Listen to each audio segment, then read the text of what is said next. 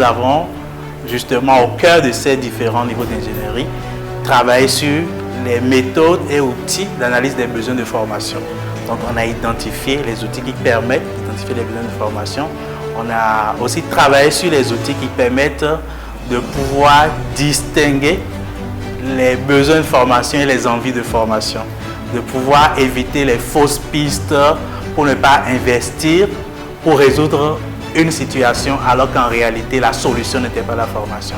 Nous avons aussi fait le parcours pour voir comment on formalise un objectif pédagogique à partir d'un besoin de formation.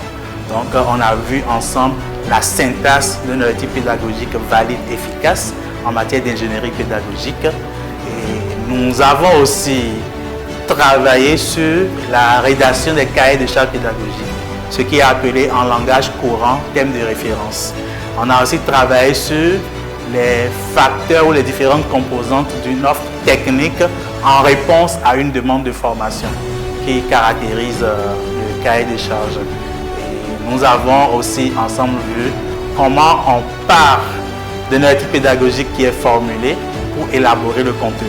Donc on a vu les différentes démarches à utiliser. On peut utiliser la méthode de la carte mentale. On va mettre en place ou regarder les différentes séquences qu'il faut pour développer le contenu. On va les hiérarchiser et après on va les découper en séquences à travers un guide d'animation qui sera le conducteur pour pouvoir animer notre formation, notre atelier de formation.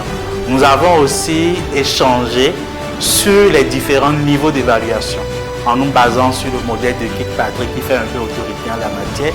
Et nous avons vu les méthodes, des outils qu'il faut pouvoir évaluer. Et on a échangé autour de ces aspects-là. Et on a fait en sorte d'alterner, parce que c'est en l'occurrence une discipline où il y a beaucoup d'abstraction.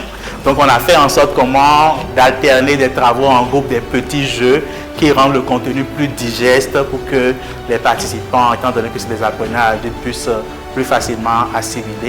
Et comme c'est des gens aussi très expérimentés, qui ont un parcours, qui ont des expériences et tout, ça a été un grand rendez-vous de donner, de recevoir. J'ai aussi appris des participants et ça a été pour moi un moment merveilleux, magnifique.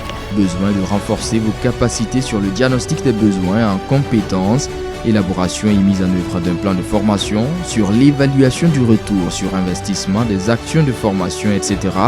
Choisissez votre date et le lieu et contactez-nous.